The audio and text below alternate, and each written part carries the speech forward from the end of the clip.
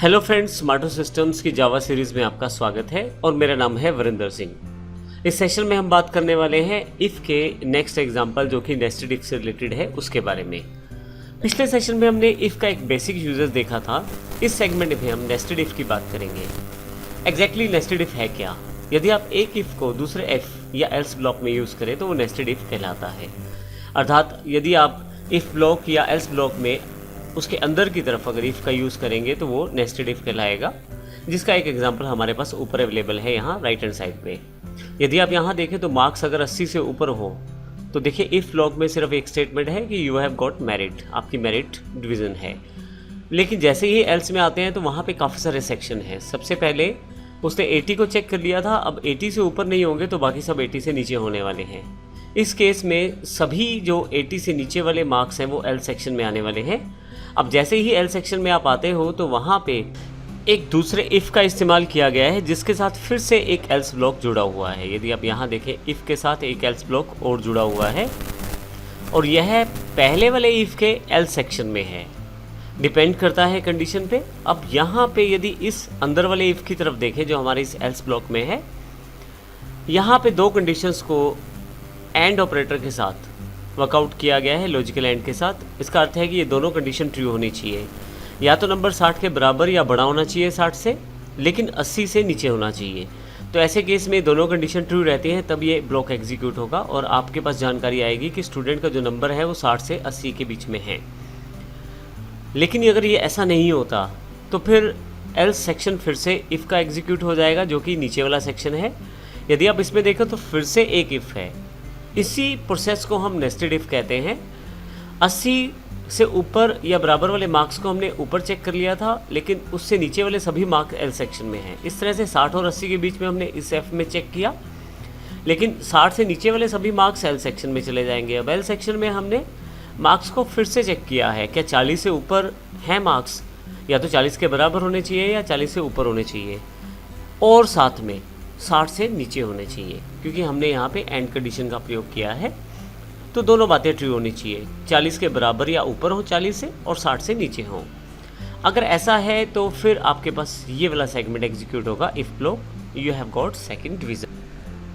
लेकिन अगर ऐसा नहीं है तो एल सेक्शन में चले जाएंगे। इसका अर्थ ये है कि यहाँ पे ये मैसेज अपीयर हो जाएगा, appear again in same class, यानी कि 40 से नीचे वाले नंबर वाले स्टूडेंट्स फेल हैं। तो इस तरह से हमारे पास एक इफ़ सेक्शन है, उसके अंदर एक एल सेक्शन है, फिर एल सेक्शन के अंतर्गत एक इफ़ और है, उससे जुड़े हुए एल्स में फिर एक इफ़ और है। तो इस तरह से हम एक हायरार्की क्रिएट कर सकते हैं। इसी सेगमेंट को नेस्टेड इफ़ कहते हैं। अब ये कंडीशन के अकॉर्डिंग है। अब यहाँ पे कंडीशन क्या है? अगर कोई एग्जाम्पल ऐसा है जिसमें आपको नेस्टेड इफ़ की ज़रूरत पड़ती है इफ़ ब्लॉक में, तो आप इफ़ ब्लॉक में उस नेस्टेड इफ़ का प्रयोग कर सकते हैं, यानी कि एक इफ़ ब्लॉक में दूसरे इफ़ ब्लॉक का प्रयोग कर सकते हैं। हमारे पास जो एग्जांपल था वो कुछ इस तरह से था कि एल्स ब्लॉक के अंतर्गत हमें इफ़ एल्स का सेगमेंट प्रयोग करना पड़ा। फिर दूसरे वाले इफ़ का प्रयोग के अंतर्गत हमने एल्स के अंदर फिर से एक इफ़ का प्रयोग किया। तो इस तरह से ये हायरार्की बनती चली जाती है। आइए इसको प्रैक्टिकल कॉन्सेप्ट के रूप में समझते हैं इफ़ नेस्टेड एग्जाम्पल डॉट जावा के नाम से जो हमारे पास अवेलेबल है। मेरे पास यहाँ पे इफ़ नेस्टेड एग्जाम्पल डॉट जावा के नाम से जो फाइल अवेलेबल है वो मैंने पहले से ओपन कर ली है। मैंने यहाँ पे एक क्लास डिफाइन की है जो पब्लिक है, इफ़ नेस्टेड एग्जाम्पल।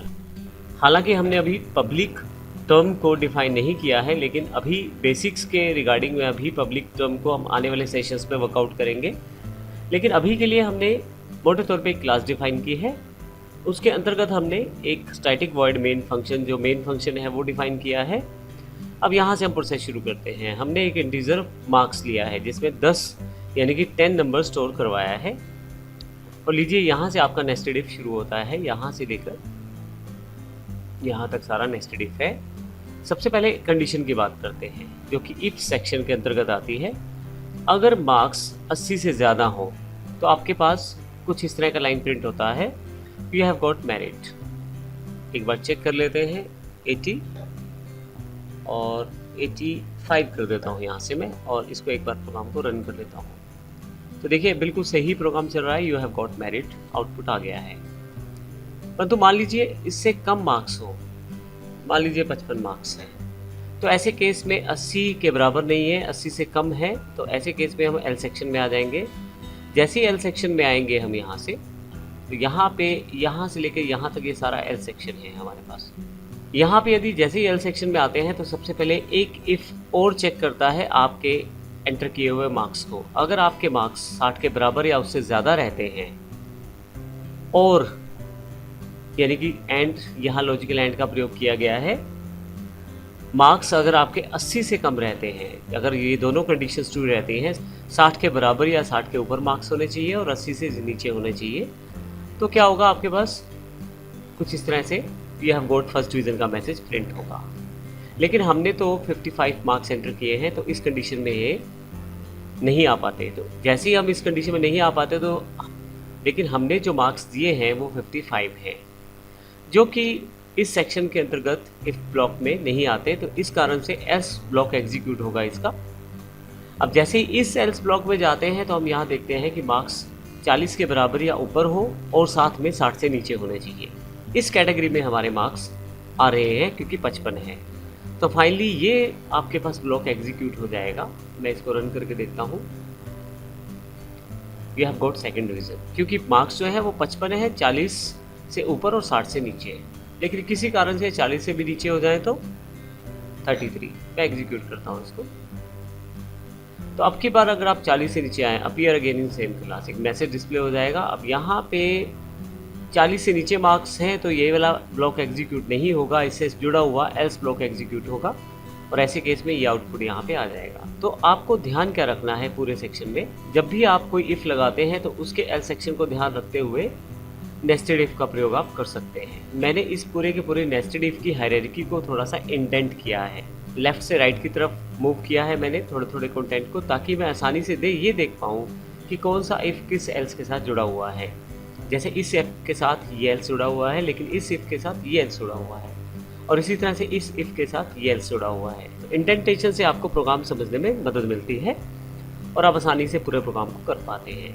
तो इस तरह से हम यहाँ पे नेस्टेड इफ़ के एग्जाम्पल के द्वारा ये समझ सकते हैं कि आसानी से अगर हमारे पास एक से ज़्यादा कंडीशंस हैं तो वो भी वर्कआउट कर सकते हैं नेस्टेड इफ़ के द्वारा। नेक्स्ट एग्जाम्पल जो हमारे पास आने वाला है वो इफ़ का ही है और वो इफ़ एल्स लैडर की बात करेंगे। उसमें इसी कॉन्सेप्ट को जो हमने मार्क्स का एग्जाम्पल देखा है, इसको आप इफ़ एल्स लैडर से भी कर सकते हैं। तो आइए देखते हैं किस प्रकार से वो करेंगे नेक्स्ट सेक्शन में। धन्यवाद।